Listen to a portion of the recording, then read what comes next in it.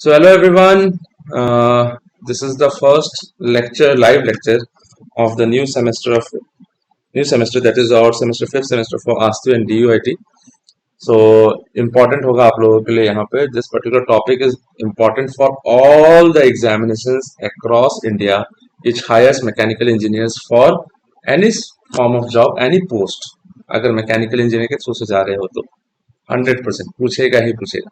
So heat transfer is in an inevitable part, and this becomes mandatory for all of you to prepare this topic without any negligence. So heat transfer में जब हम लोग पढ़ते हैं तो chapter 1 का नाम है स्टेडी स्टेट हीट कंडक्शन. लेकिन सबसे पहले थोड़ा सा इंट्रोडक्शन के बारे में पढ़ लेते हैं. Introduction to heat transfer. ठीक है guys. Introduction to heat transfer के ऊपर भी आपका ये क्वेश्चन आया है. 5 मार्क्स का थियोरेटिकल क्वेश्चन पूछा गया है आप लोगों से. So introduction to heat transfer क्या होता है देखो. According to in heat transfer, whenever we start studying about heat transfer, we have to study about what is heat transfer, why do we study heat transfer, and what are the different modes of heat transfer, right? जैसे कि for example अगर मैं आपको interview के point of view से पूछता हूँ, why is it necessary to study heat transfer? Necessary या importance of studying heat transfer. या फिर एक बात बताओ, आप पहले ये बताओ, हीट ट्रांसफर वर्सेस थर्मोडायनेमिक्स, दोनों में हीट का लेना देना तो है, बट दोनों में डिफरेंस क्या है? ये इंपॉर्टेंट क्वेश्चन है कैसा. This is a interview question, all India में भी पूछा गया है कैसा. तो बताओ तो थर्मोडायनेमिक्स और हीट ट्रांसफर के बीच बीच का डिफरेंस क्या है? Zeeshan, if you can attempt tell me. So thermodynamics is a quantitative analysis Very and good. heat transfer is a qualitative analysis. Very good. It is quantitative. We are only uh, interested in knowing the magnitude of the heat. ठीक है. और ये आपका qualitative हो जाएगा. Qualitative. ठीक है. Thermodynamics में क्वांटिटेटिव है, ये क्वालिटेटिव है. और हीट ट्रांसफर क्या करता है बेसिकली? रेट रेट का बारे में बताता है. Yes. Rate of heat. Yeah. Thermodynamics does not talk about rate of heat transfer. It does not no mention of rate of heat transfer. यानी कि हीट ट्रांसफर कितना रेट से होगा ये कोई नहीं बता रहा. और यहाँ पे हम लोगों को हीट ट्रांसफर जो है ये रेट ऑफ हीट ट्रांसफर से ही डील करता है guys. Am I clear all of you? यानी कि यहाँ पे ये हम लोग क्यू डॉट होगा, इसको मैं अलग से लिखता हूँ. अगर हम लोग रेट ऑफ हीट ट्रांसफर को मेंशन करते हैं तो we mention it by Q dot, और यहाँ पे सिर्फ और सिर्फ क्यू से लेना देना होता है. थर्मोडायनेमिक्स क्वांटिटेटिव है और ये क्वालिटेटिव है. तो हीट ट्रांसफर का एक सबसे बड़ा एडवांटेज है, it is used in designing heat transfer equipments. Got my point all of you? Heat transfer equipments design करने में काम आता है. जैसे कि फॉर एग्जांपल गाड़ी का रेडिएटर अगर आप देखोगे, the cars radiator look something like this, ऐसे करके. तो कार का रेडिएटर जो है वो आपको ऐसा दिखाई देगा. ऐसे. तो कार का रेडिएटर में क्या होता है कि there are various thin plates, एकदम हल्का पतला पतला प्लेट लगा हुआ रहेगा. अगर आप क्लोजली देखोगे तो थिन स्लाइसेस जैसा रहेगा एकदम, और अंदर से एक ट्यूब पास होता है. तो there are tubes that pass through this, ऐसे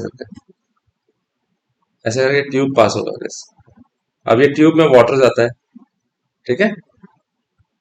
और ये ध्यान से सुनना, यहाँ पे ट्यूब रहेगा ऐसे करके, और यहाँ से ट्यूब से पानी बाहर आ रहा है, ठीक है. तो ये लिक्विड कूलिंग में काम आता है. दिस इज अ रेडिएटर, और ये आपका जनरली ऑटोमोबाइल रेडिएटर है. ये एक हीट ट्रांसफर इक्विपमेंट है. इसको गाड़ी में कहाँ लगाया जाता है, फ्रंट या back? All of you? front. सबको सबको पता होगा ये कहाँ लगा रहता है, The फ्रंट में front. लगा रहता है। तो गाड़ी का जब आप फ्रंट देखोगे, इधर साइड में हेडलाइट रहेगा आपका, there is headlight and there is headlight this side में, बीच में यहाँ पे मान लो कुछ ये है फोर्ड लिखा हुआ है, और यहाँ पे ऐसे करके स्पेस बनाया हुआ है। ये क्या चीज के लिए है?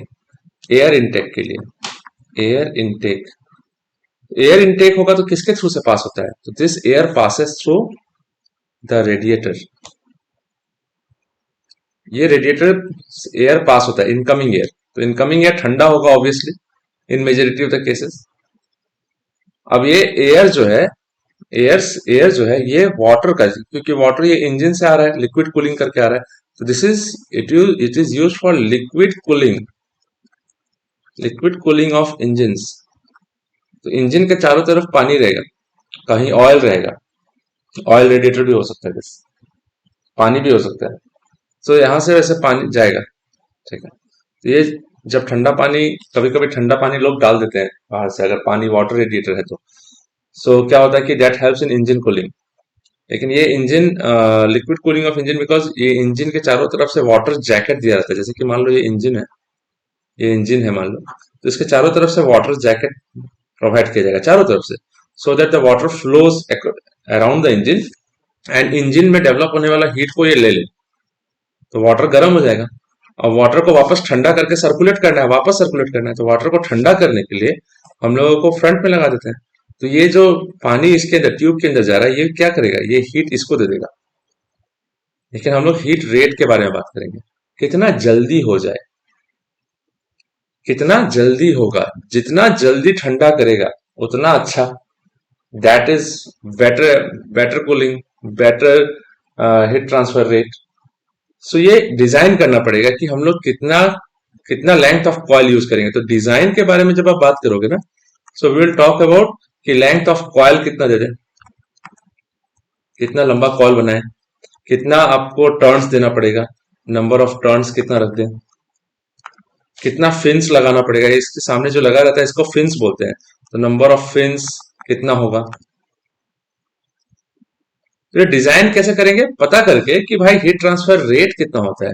हीट ट्रांसफर रेट स्लो है, if heat transfer rate is slow, तो हम लोग नंबर ऑफ टर्न्स बढ़ा देंगे, सरफेस एरिया बढ़ाने का कोशिश करेंगे, कुछ ना कुछ करेंगे, so that the heat transfer rate is slow से जाके ये एक्सेलरेट हो जाए, ये फास्ट हो जाए।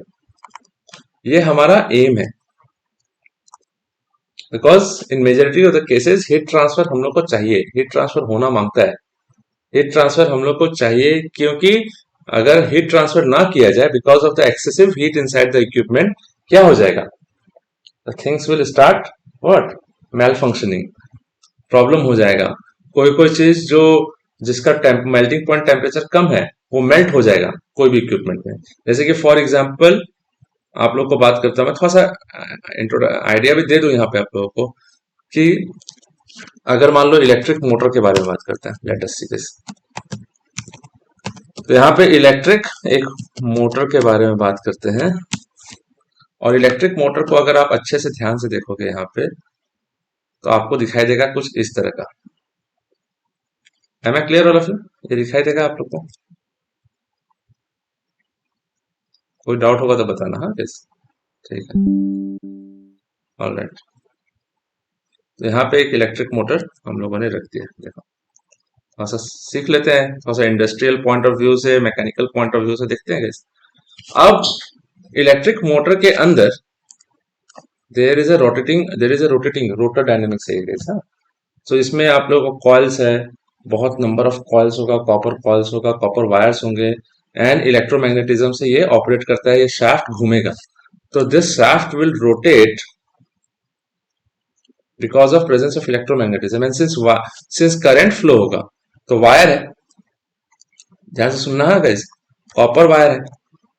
कॉपर वायर में अगर करंट फ्लो होगा तो करंट को हम लोग डिनोट करते हैं आई से, और कॉपर वायर का खुद का अपना एक रेजिस्टेंस होगा गाइस। ठीक है, एक चीज में देख लेता हूं कौन लोग ज्वाइन किए guys, just a minute guys. यहाँ पे ठीक है, एक minute, sorry for this zenith and all, ठीक है, नाइस। तो कॉपर वायर यहाँ पे करंट पास कर रहे होंगे, तो करंट यानी कॉपर वायर का अपना एक रेजिस्टेंस होगा गैस, रेजिस्टेंस होगा। और अगर हम लोग सर्टेन टाइम के लिए करंट को फ्लो करा दें तो डेफिनेटली हीट ट्रांसफर, ये हीट कितना प्रोड्यूस होगा, I square R T, this will be in joules. अगर Q को हम लोग टाइम से डिवाइड कर दें तो हम लोग के पास आई स्क्वायर आर आ जाएगा, तो जूल पर सेकेंड हो जाएगा, विच विल बी वॉट, मतलब इतना रेट ऑफ हीट क्या हुआ, हीट प्रोड्यूस हुआ। This is rate of heat produced, rate of heat produced. तो रेट ऑफ हीट प्रोड्यूस करेंगे भाई, प्रोड्यूस करेंगे नहीं हो रहा होगा, तो ये हीट बाहर की तरफ आएगा in the covering, in the shell या आउटर कवर जो है मोटर का। अब मोटर में आपको एक चीज देखो, तो यहाँ पे ये सब बनाया हुआ है, दे हैव मेड दिस, एक छोटा सा प्लेट जैसा बाहर की तरफ निकाला हुआ है, देखो ये इसलिए निकाला हुआ है, ध्यान से सुनना गाइस, ट्राई टू अंडरस्टैंड। अगर हम लोग मोटर में ये चीज प्लेट्स को ना निकालें, अगर हम लोग डिजाइन ना करें वैसा, और मोटर को हम लोग प्लेन सरफेस रखते हैं, प्लेन सरफेस रखते हैं, तो ये मोटर का जो आउटर लेयर है, आउटर सरफेस है, इसका डायमीटर d और लेंथ ऑफ द शेल जो है l है। तो ये सरफेस जो अवेलेबल है हीट ट्रांसफर के लिए बाहर के लिए, ये कितना हो जाएगा, पाई डी एल। लेकिन हम लोगों ने ऐसे करके क्या किया कि सब तरफ में हम लोगों ने ऐसे करके रेक्टेंगुलर प्लेट्स लगा दिया, ऐसा करके रेक्टेंगुलर प्लेट्स ऐसा करके लगाया हुआ है, which is attached to the body of the motor, ऐसे करके attach to the body of the motor, welding किया हुआ है। अब क्या हुआ कि ऐसे करके बहुत सारे, अगर हम लोगों ने बहुत सारे मल्टीपल प्लेट्स ऐसे बना दे तो हर एक का एरिया, अब एरिया बढ़ जाएगा।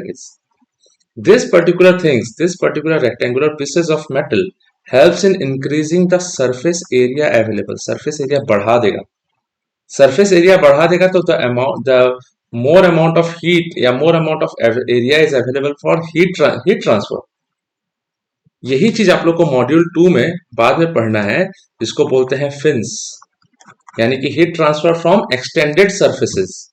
जब ये सरफेस एक्सटेंडेड है तो एक्सटेंडेड होने के बाद इससे अब हीट ट्रांसफर कितना होगा, एक्सेलरेट करेगा कि नहीं करेगा हीट को। यही चीज आप लोग को ऑटोमोबाइल इंजन में भी दिखाई देता होगा, बाइक के इंजन में, जैसे कि फिर से आपको यहाँ पे दिखा देता हूँ, जस्ट अ मिनट। तो ट्राई टू सी दिस, हम लोग क्या करेंगे यहाँ पे, air cold bike engine, bullet का आएगा, देख लो ये बुलेट है, बुलेट होगा या फिर आपका रॉयल एनफील्ड होगा या ट्रायम्फ भी हो सकता है। सो यहाँ पे आपको ये दिखाई दे रहा है, तो उसको भी मैं एक बार, I am just taking a screenshot of this, एक इंजन,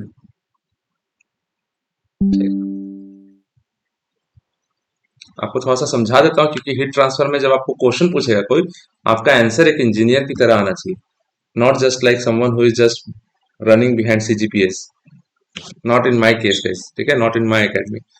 ये इंजन है, ये इंजन के अंदर सिलेंडर होता है, इसके अंदर सिलेंडर होगा, सिलेंडर के अंदर यहाँ पे ऐसे करके बोर होता है गैस, बोर डायमीटर, और ये बोर के अंदर क्या होता है, पिस्टन होता है, और पिस्टन क्या होता है, ये रेसिप्रोकेट करता है गैस, कनेक्टिंग रॉड, क्रैंक, तो ये क्रैंक घूमेगा, और यहाँ पे स्पार्क प्लग होता है, ये स्पार्क प्लग है, देखो this is a spark plug, ये स्पार्क प्लग स्पार्क प्रोड्यूस करेगा, तो इंजन इग्नाइट, यानी कि कंबशन ऑफ फ्यूल होगा, फ्यूल का कंबशन होगा तो फ्यूल हीट रिलीज करेगा, फ्यूल कितना हीट रिलीज करेगा, mass of fuel into its combustion value, यानी कि आपका कैलोरीफिक वैल्यू, कैलोरीफिक वैल्यू से मास मल्टीप्लाई मास फ्लो रेट करेंगे तो हम लोग को हीट फ्लो रेट मिल जाएगा, इतना हीट तो प्रोड्यूस हो रहा है, ये हीट तो बाहर आएगा भाई। तो अगर हम लोग सिलेंडर ही रख दे खाली, if I put the cylinder only, तब तो amount of area available is less,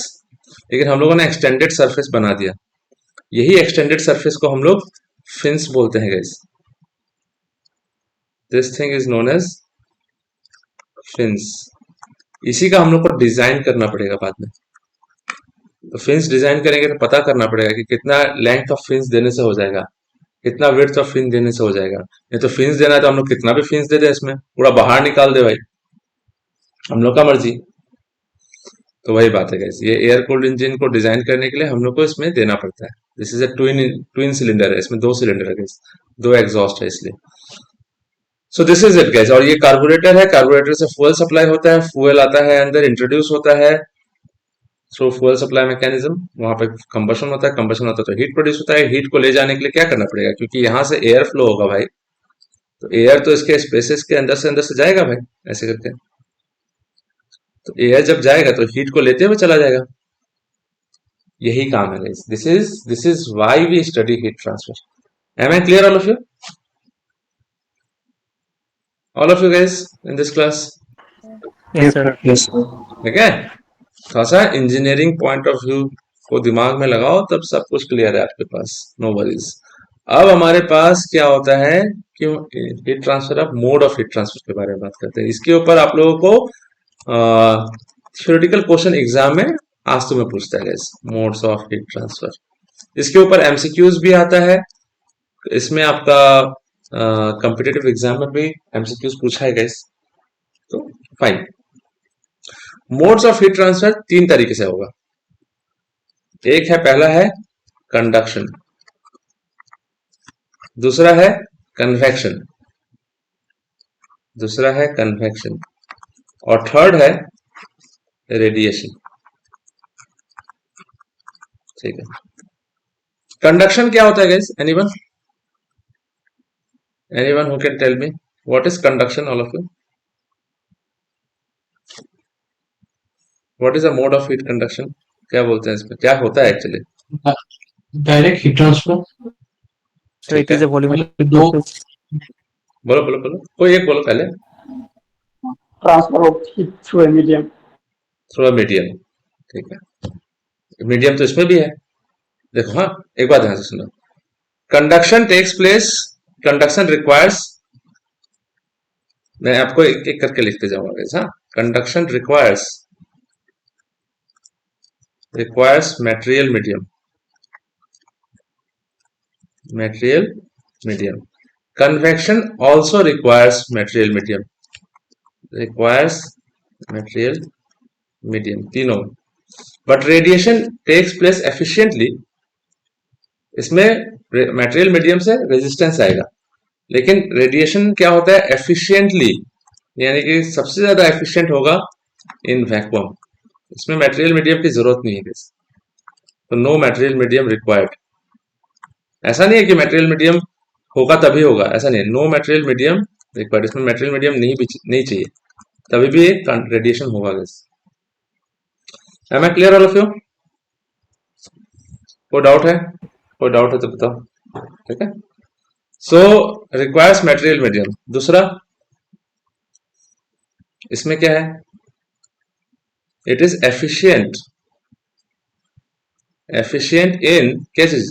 solids, यानी कि कंडक्शन का ये जो होता है वो सॉलिड में ज्यादा होगा, ठीक है, then liquid, then gases. Am I clear all of you? कोई डाउट है तो बताओ, anyone, if there is any doubt, कोई डाउट है तो बताना। हाँ, इसमें क्या है? कन्वेक्शन में requires material medium but requires flow of the material, flow होना पड़ेगा तभी कन्वेक्शन होगा गाइस। यानी कि इसमें लिक्विड्स है, लिक्विड्स और गैसेस में there is no solid involve in convection, because solid flow होगा ही नहीं, लिक्विड्स एंड गैसेस में ही होगा, तो फ्लो चाहिए इसमें। एफिशिएंट इन सॉलिड्स होता है, तो इसमें ये स्टैटिक कंडीशंस में कंडक्शन जो है स्टैटिक कंडीशन में होगा गाइस, तो it is in static condition. इसके लिए हम लोग को फ्लूइड फ्लो चाहिए, यानी कि we need certain flow velocity. तो स्टैटिक कंडीशन है, यहाँ पे फ्लो वेलोसिटी चाहिए, flow velocity of the medium चाहिए हम लोग को, क्योंकि फ्लो करेगा तो उसका एक वेलोसिटी एसोसिएटेड रहेगा उसके साथ, that is it, static condition of the medium. Am I clear all of you? ठीक है, दिस इज इट।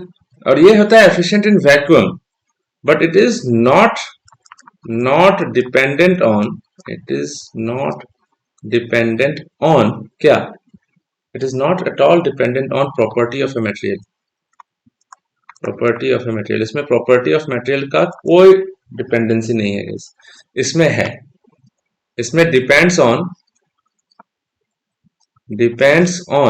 क्या क्या चीज पे डिपेंड करेगा, तो इसमें देखा जाएगा। तो इसमें depends on material property, material का अपना थर्मोफिजिकल प्रॉपर्टी, जैसे कि एग्जांपल थर्मल कंडक्टिविटी के। It is also depends on material property, depends on material property, and that material property is in this case that is heat transfer coefficient H।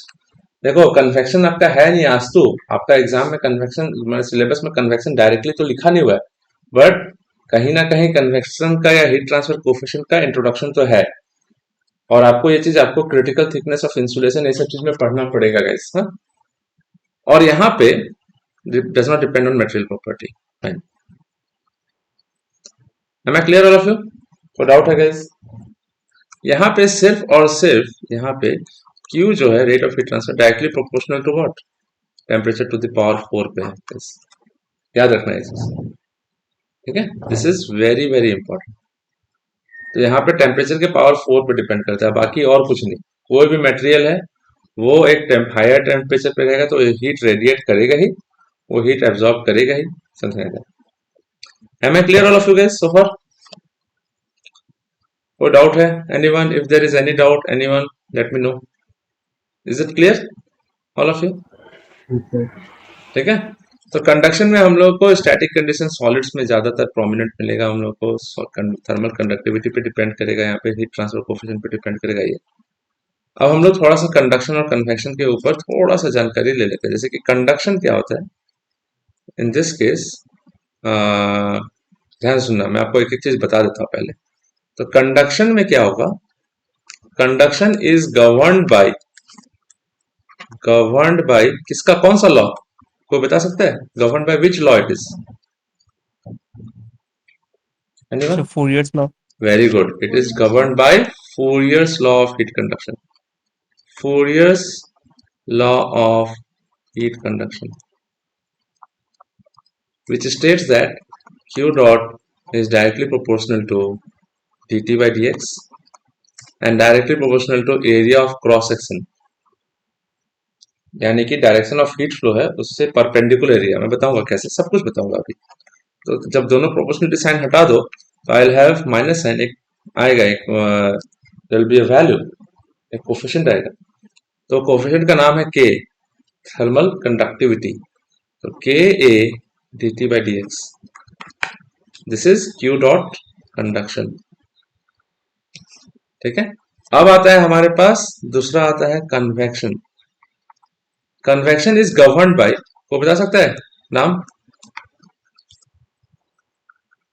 शायद पढ़ा है कि नहीं पढ़ा है आप लोगों ने, न्यूटन्स लॉ ऑफ कूलिंग। याद रख लेना, अभी बाद में फिर से सुनाई देगा ये चीज। Newton's law of cooling, Newton's law of cooling का क्या मतलब है कि इस केस में Q convection is directly proportional to surface area. जैसे कि फॉर एग्जांपल इस केस में अगर मान लो हम लोग एक, देयर इज अ वॉल, गर्मी का दिन है तो आपके घर का वॉल है ऐसे करके, ऐसे आप अंदर बैठे हो, अंदर आपका रूम है, ये बाहर है, तो बाहर से सनलाइट आया, सनलाइट पड़ा तो टेम्परेचर बढ़ा हुआ है यहाँ पे, तो यहाँ का टेम्परेचर T1, रूम का टेम्परेचर T2, तो हीट अब फ्लो होगा, तो हीट का flow in the wall perpendicular होता है ऐसे करके बाहर।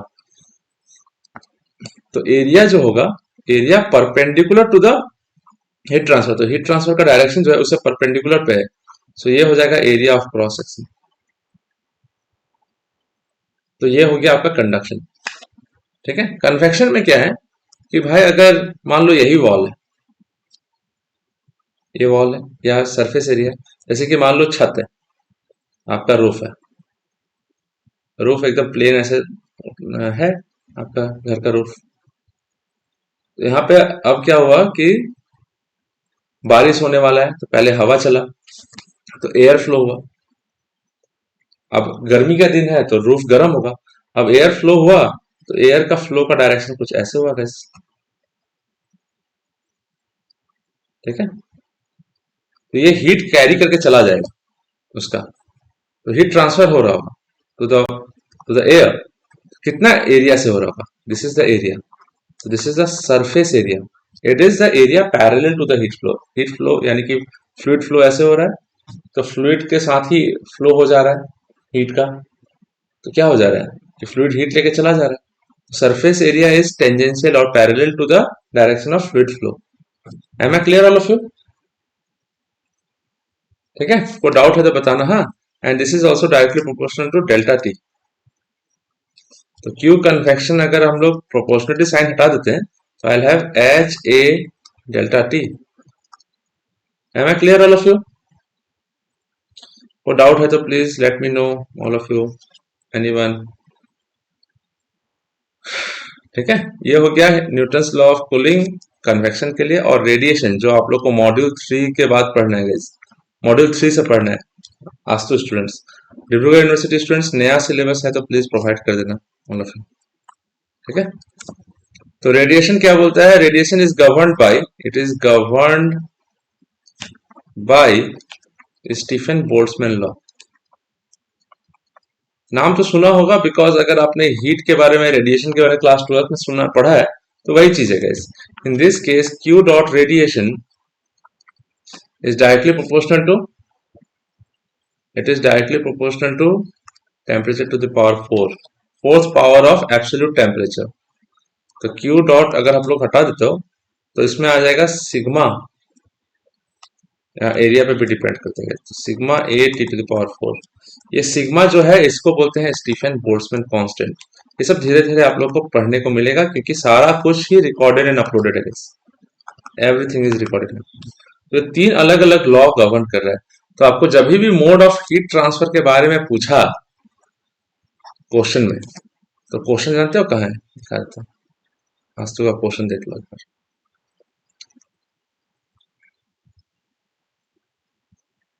हीट ट्रांसफर का P Y Qs, just minute. So यहाँ पे आपको ऐसे करके मिलेगा, explain the mechanism of heat conduction in liquid solids. What are the 3 modes of heat transfer? Explain their differences and describe practical situation where. 10 marks का question है और maximum cases में पूछा है गया है। So what are the 3 modes of transfer, heat transfer? Explain their differences and describe a practical situation where all these 3 modes of transfer is taking place. Am I clear all of you? ठीक है। अब क्या है इसमें, अगर आपको ये question को सॉल्व करना है, मैं इसका आंसर फिर से आप लोगों को यहाँ पे लिख दूंगा, कोई दिक्कत नहीं है, उसको कॉपी पेस्ट ही कर दूंगा, कोई दिक्कत नहीं। तो यहाँ पे सॉरी जस्ट प्लीज, तो यहाँ पे ऐसा एक प्रैक्टिकल सिचुएशन बताओ जहां पे तीनों अवेलेबल है, वो बता सकता है? Anyone who can tell? Boiling of water. हाँ, boiling of water, water very nice.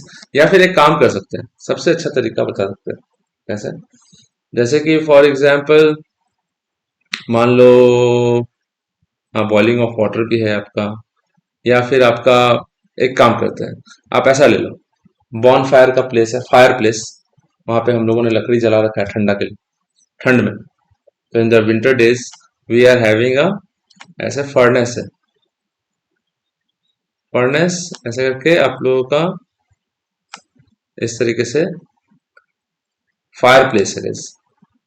तो फायर ब्रिक, फायर ब्रिक से बनाया हुआ है ऐसे करके, ठीक है, ऐसे करके बनाया हुआ है। तो यहाँ पे अगर हम लोगों ने क्या किया है, ये चीज हम लोग ऐसे करके ऐड कर देते हैं, 1 मिनट, ठीक है। तो अगर हम लोगों ने ऐसे बनाया, यहाँ पे हम लोगों ने fire, there are wood, wood है, हम लोग वुड को लाइट अप कर देंगे, जला देंगे, तो फायर प्लेस रेडी हो जाएगा, बॉन फायर जैसे करते हैं गैस। तो यहाँ पे हमारा देयर विल बी फायर, ठीक है, ठीक है, देयर विल बी फायर। अब फायर हो रहा है तो फायर से जो निकला हुआ हीट तो ये वेव के फॉर्म में आएगा। दिस विल बी, अगर वेव के फॉर्म में ट्रांसमिट होता है तो रेडिएशन, ठीक है। फायर के सामने बैठते साथ आपको गर्मी लगने लगेगा। अगर हवा नहीं चल रहा है, आप सुन लेना, हवा नहीं चल रहा है, there is no such air flowing inside the room, ठीक है, लेकिन आपको गर्मी लग रहा है, आप सर्टेन डिस्टेंस पे बैठे हो, you are feeling the heat. Why? क्योंकि दिस टेम्परेचर, मान लो ये टेम्परेचर कंबशन या इग्निशन टेम्परेचर जो है यहाँ पे 500 डिग्री सेल्सियस है, तो this is 500 degree celsius fire का। तो दिस इज 773 केल्विन। अब 773 का पावर 4 कर दो भाई, तो रेडिएशन होने लगेगा। This is Q dot by radiation. अब हीट ट्रांसफर इसमें से इसमें भी, यहाँ पे भी हीट ट्रांसफर किया है ऐसे करके। अब इधर का वॉल गर्म हो जाएगा, आउटसाइड वॉल। क्यों? क्योंकि heat transfer takes place through conduction through the wall, ये क्यू डॉट कंडक्शन होगा guys. Am I clear all of you? ठीक है, ध्यान से सुनना। अब क्या है कि मान लो ऊपर भी कंडक्शन होके ऊपर भी चला गया गैस, ऊपर भी चला गया मान लिया, तो ऐसे करके हीट ट्रांसफर कंडक्शन हो रहा है थ्रू द वॉल, तो हीट ट्रांसफर कंडक्शन होगा। This is Q dot conduction.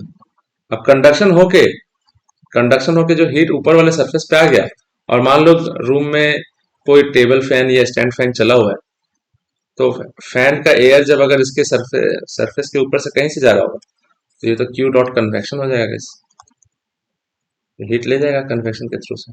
तो एक सिचुएशन में, प्रैक्टिकल सिचुएशन में, radiation conduction through the walls and because of the fluid flow या air flow over the surface of the walls of the furnace, then yes convection as well. Am I clear all of you? 10 marks का question. Is it clear, yes और no all of you? Yes sir. ठीक है, Yes, sir. तो modes of heat transfer के बारे में discussion करना है और आपको 10 मार्क्स का आंसर लिखना है, तो आपको इस तरीके से पूरा लिखना पड़ेगा जैसे मैंने आपको लिख के दिखाया। तो ये क्वेश्चन ऐसा लिखने के बाद, this is the practical situation, इसको आप एक्सप्लेन करके खुद से अपने लैंग्वेज में लिख सकते हो। ऐसा बहुत सारा प्रैक्टिकल सिचुएशन आपको मिलेगा घर में, बहुत सारा। ठीक है, कुकिंग में हो रहा है, वहां पे भी है ऑब्वियसली। तो बहुत सारे प्रैक्टिकल सिचुएशंस मिलेगा आपको, और वो प्रैक्टिकल सिचुएशंस के बारे में आप डिस्क्राइब कर सकते हो कभी भी, कोई दिक्कत नहीं है। जैसे कि फॉर एग्जांपल आपके घर का वॉल है, तो घर का वॉल है, तो सनलाइट पड़ रहा है, सनलाइट पड़ा, ठीक है, तो सनलाइट आया, सनलाइट जो है वो सन रेज के फॉर्म में आएगा गाइस, ये रेडिएशन। अंदर का रूम गर्म हो जा रहा है, तो अंदर का रूम गर्म हो जाएगा गाइस, अंदर का रूम गर्म होगा तो क्यू डॉट कंडक्शन।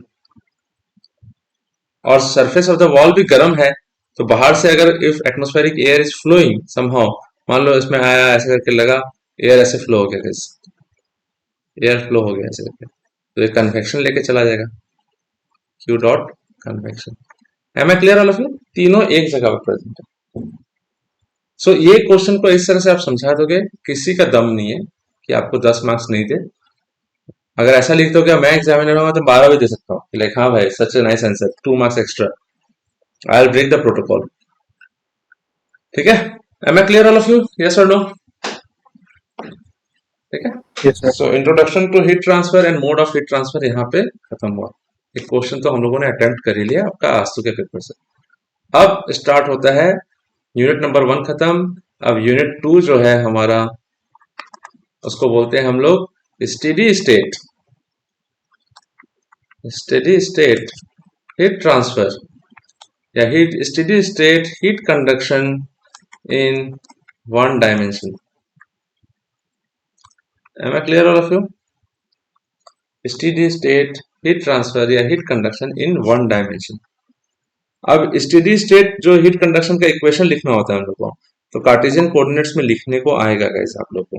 ठीक है, तो आपने अभी तक ठीक है, वो शायद मैंने आपको नहीं पढ़ाया अभी फिलहाल। तो स्टेडी स्टेट हीट ट्रांसफर इन 1 डायमेंशन आता है जब, तो कंडक्शन के बारे में पहले पढ़ना पड़ता है। We talk about conduction. So in this case, conduction. What is conduction, everyone? Conduction is a mode of heat transfer which requires a material medium, takes place efficiently in solids ठीक है, and it's due to temperature difference. देखो conduction और convection के बारे में लिखोगे ना, तो इसमें एक और चीज लिख सकते हो, इसमें there is a requirement of temperature difference, it also requires temperature difference. यहाँ पे कोई टेम्परेचर डिफरेंस नहीं चाहिए, यानी कि हीट ट्रांसफर होने के लिए। अब हीट एक्सचेंज बिटवीन सर्फेसिस करने के लिए तब उसमें बात आएगा, but no dependency on temperature difference, यानी कि कोई भी बॉडी एक सर्टेन एलिवेटेड टेम्परेचर पे है, वो हीट रेडिएट करेगा ही करेगा, ऑब्वियसली करेगा। Am I clear all of you? Yes और नो?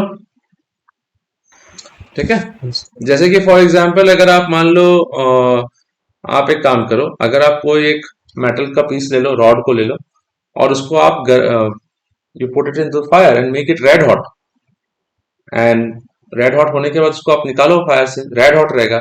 रेड हॉट होने की वजह से सामने सामने अगर आप थोड़ा सा भी हाथ, do not touch it, but if you bring the hand a bit closer to the red hot part, आपको गर्म फील होगा।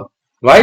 Because that red hot part of the rod will start radiating heat in all directions, emitting heat, emitting radiations. So radiation is emitted and it travels in the form of waves, electromagnetic waves. So ये हो गया आपका बड़ा सा question, 10 marks का answer यहाँ पे।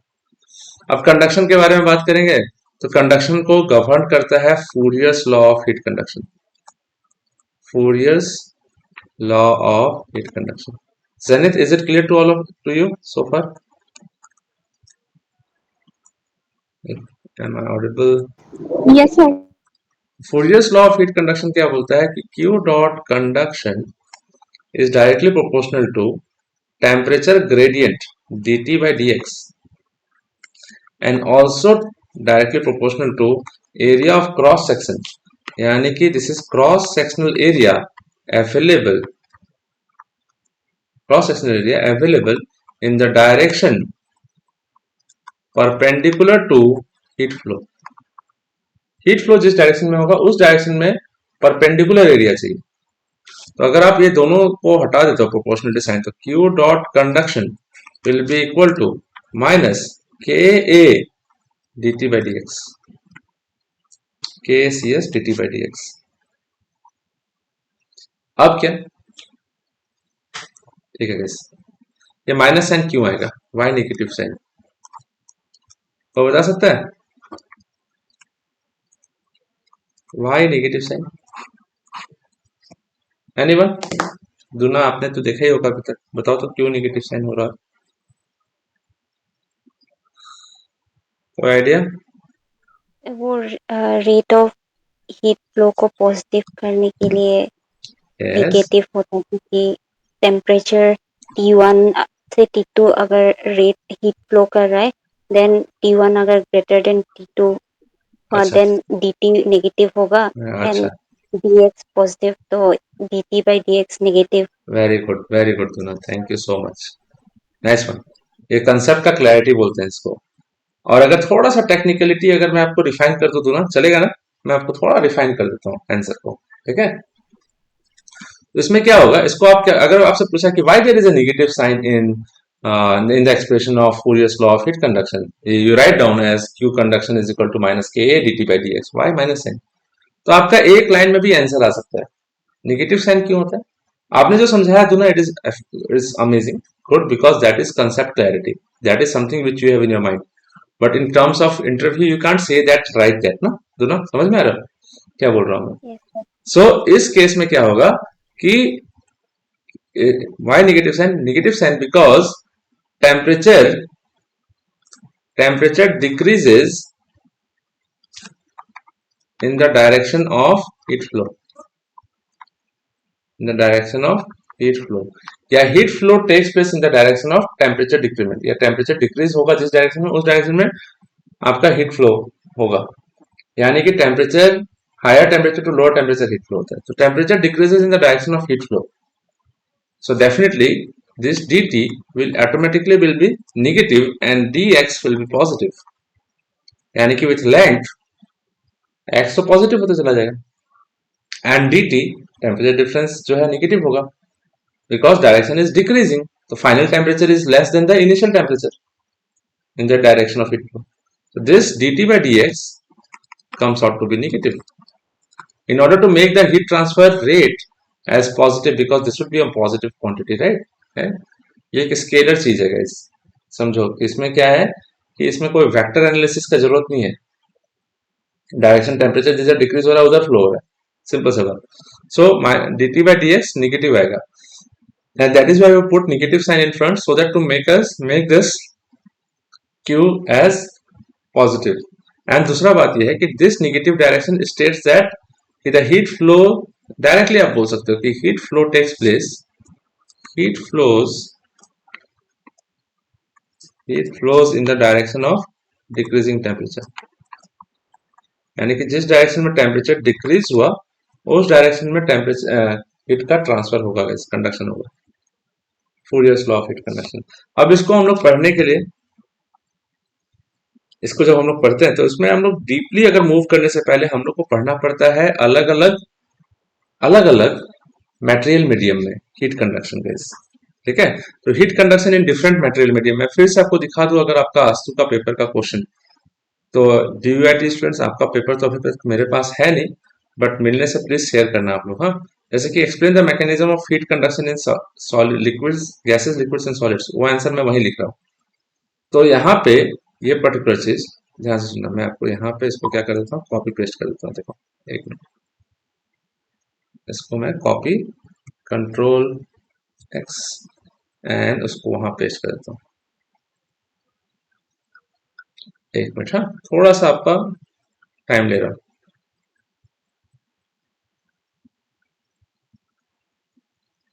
ठीक है, ये आस्तु का क्वेश्चन हो गया, तो इसको थोड़ा हाईलाइट भी कर दो. एक मिनट,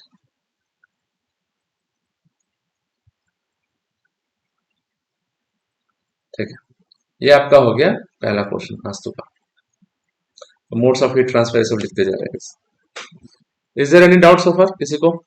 अब आता है कि हीट कंडक्शन कैसे होगा, how heat conduction takes place in, just एक मिनट थोड़ा सा. हाँ, तो how heat, explain the mechanism of heat conduction in which, कहाँ पे, in solid liquids and gases. So आप लोग को यहाँ पे एक क्वेश्चन फिर से लिख दूंगा मैं, उसी क्वेश्चन का आंसर यहाँ पे 5 मार्क्स का, यानी कि conduction in three states of matter. तो in states, 3 different states of matter, 3 states of matter, यानी कि सॉलिड्स में, लिक्विड्स में और गैसेस में. सॉलिड्स में क्यों होता है कंडक्शन का मैकेनिज्म क्या है? What is the mechanism of conduction in solids, all of you? Free electrons के लिए. और दो तरीके से होता है गाइस. अब सॉलिड्स को हम लोग क्लासिफाई कर देंगे 2 पार्ट में, metals and non metals, right? समझो मेरे बात. तो सॉलिड्स में 2 तरीके से होगा. सही है ऋषिराज, आपका एक आंसर तो सही है, फ्लो ऑफ फ्री इलेक्ट्रॉन्स है, राइट? और दूसरा क्या है? दूसरा होता है lattice vibration. Yes, this is lattice vibrational waves. तो लैटिस वाइब्रेशन होता है गाइस. तो फ्लो ऑफ फ्री इलेक्ट्रॉन्स जो होगा वो मेटल्स में होगा. ठीक है, तो these are the 2 important criterias of या mechanism of heat conduction in solids. अब क्या होगा कि मेटल में देखना है, तो मेटल में क्या होगा, flow of free electrons. Flow of free electrons, free electrons मतलब उसको हम लोग एक और चीज, एक और नाम देते हैं जिसको बोलते हैं वैलेंस इलेक्ट्रॉन्स. बोलते हैं ना गाइस, ऑल ऑफ यू? कोई डाउट है? जैसे कि फॉर एग्जांपल अगर वैलेंसी ऑफ एल्यूमिनियम पूछूंगा तो कितना बोलोगे, क्या बोलोगे आप? 3. Very good, very good. 3. Aluminium का 3 कैसे? इसके पास 3 आउटसाइड सबसे आउटर मोस्ट ऑर्बिट में 3 इलेक्ट्रॉन्स है जो फ्री कर सकते हैं. तो एल्यूमिनियम अपना 3 इलेक्ट्रॉन्स को लूज करेगा तो Al3+ आयन बनेगा, पॉजिटिव आयन, और 3 इलेक्ट्रॉन्स किसी को दे देगा तो नेगेटिव आयन हो जाएगा. तो एल्यूमिनियम के पास 3 इलेक्ट्रॉन्स है, तो इलेक्ट्रॉन्स ट्रांसफर होते जाएगा from atom to atom, atom to atom, atom to atom करते हुए चला जाएगा. सो एक एटम ने अपना इलेक्ट्रॉन्स खोया तो दूसरा को मिला, दूसरा तीसरा को करते जा रहा है. तो फ्लो ऑफ फ्री इलेक्ट्रॉन्स की वजह से होगा इन मेटल्स. ठीक है, जितना ज्यादा इलेक्ट्रॉन्स, फ्री इलेक्ट्रॉन्स अवेलेबल, उतना अच्छा कंडक्टिविटी यानी कि कंडक्शन। ठीक है, तो higher the valency, higher the valency higher is the conduction, higher is the heat transfer by conduction. ठीक है, अब नॉन मेटल्स में lattice vibrational waves. Non metals में लैटिस वाइब्रेशनल वेव्स का मतलब क्या हुआ कि लैटिस स्ट्रक्चर है गाइस। नॉन मेटल्स का कुछ होगा, किसी तरीके से अरेंजमेंट है एटम्स का, है ना, कार्बन है या कुछ है, तो डायमंड है, नॉन मेटल है, उसमें कार्बन है, कंप्लीटली कंपोज्ड ऑफ कार्बन। तो वो उसमें क्या होगा कि उसमें तो कोई वैलेंस इलेक्ट्रॉन्स तो है नहीं गाइस। सो लैटिस वाइब्रेशनल वेव्स की वजह से इसमें क्या आएगा, फ्लो यानी कि हीट फ्लो होगा या हीट ट्रांसफर होगा। तो heat transfer will take place by means of lattice vibrations. And lattice vibration का मतलब क्या हो, जैसे कि अगर उसको हीट मिला, एक तरफ मिला, तो हीट मिलने के बाद वो वाइब्रेट करेगा, it will vibrate about its own place. तो ये वाइब्रेशन दूसरा को ट्रांसमिट करेगा, तो वाइब्रेशन होगा, तो वाइब्रेशनल एनर्जी ट्रांसफर होते चला जाएगा। तो हीट आया, इसका वाइब्रेशनल एनर्जी दिया जाते गया, at the end vibrational energy is again transfer to heat. तो through this entire non metal, heat is being transferred by means of lattice vibrational waves. ये वाइब्रेशन होगा तो आस पास वाला जो लैटिस है, लैटिस यानी कि अरेंजमेंट ऑफ एटम्स, जो लैटिस एटम्स, उसको वाइब्रेट करते चला जाएगा। कोई फ्री इलेक्ट्रॉन्स यहाँ पे आता नहीं। Am I clear all of you? कोई डाउट है एनीवन? फिर आता है लिक्विड्स। लिक्विड्स भी वही हाल है गाइस। लिक्विड्स में क्या होता है, again because of lattice vibration. इसमें भी लैटिस वाइब्रेशन की वजह से होगा। इसको मैं आप लोग डिटेल्स में भी पढ़ सकते हो, कोई बुक से भी पढ़ सकते हो, कोई दिक्कत नहीं गाइस। मैं आपको मैकेनिज्म समझा दे रहा हूँ।